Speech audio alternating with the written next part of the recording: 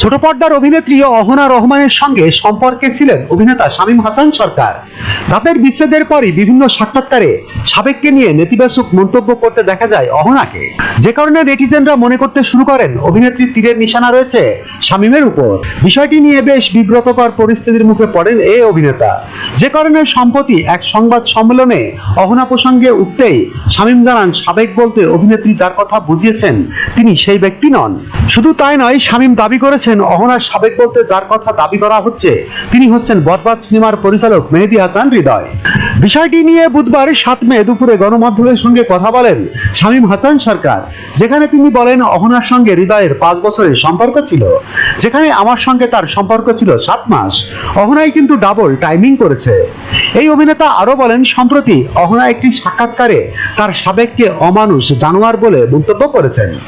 এরপর ফেসবুকে অনেকে এই ভিডিওর কমেন্ট বক্সে আমাকে মেনশন করেছেন। তারা বলেন, শামীমই ছিলেন অহনার সাবেক।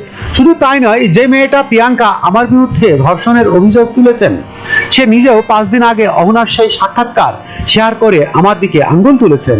তাই আমার মনে হয়েছে সকলের জানা উচিত বিষয়টা। শামীমের এমন মন্তব্যের পর বিষয়টি নিয়ে ফেসবুকে স্ট্যাটাস দিয়েছে অহনা, যেখানে তিনি লিখেছেন, ডাবল টাইমিং আপনি শামীম যা বলেছেন তা ঠিক কি? নিজের দোষ ঢাকতে কি এমন অপবাদ দিচ্ছেন? কারো ব্যক্তিগত সমস্যায় অহনাকে জড়িয়ে সংবাদ প্রকাশ না করার অনুরোধ জানিয়ে এই অভিনেত্রী বলেন, যারা নিউজ করেছেন তারা দয়া করে অন্যের গল্পে আমাকে জড়িয়ে হেডলাইন করবেন না। এর আগে শামীম হাসান সরকারের বিরুদ্ধে মারধর এমনকি ধর্ষণের হুমকির মতো গুরুতর অভিযোগ তুলেছেন অভিনেত্রী প্রিয়াঙ্কা পিয়া, যেখানে তিনি দাবি করেছেন শুটিং সেটে নানা অকথ্য ভাষায় গালিগালাজ করেন শামীম, তার গায়েও নাকি হাত তুলেছেন অভিনেতা। শুধু তাই নয়, মাদক গ্রহণ করে অভিনেত্রীর সঙ্গে বাজে আচরণ করেছেন, এমনকি প্রকাশ্যে ধর্ষণের হুমকিও দিয়েছেন। প্রিয়াঙ্কার সেই অভিযোগের পরই পাল্টা সংবাদ সম্মেলন করেন শামীম হাসান সরকার, যেখানে নিজেকে নির্দোষ দাবি করেন তিনি।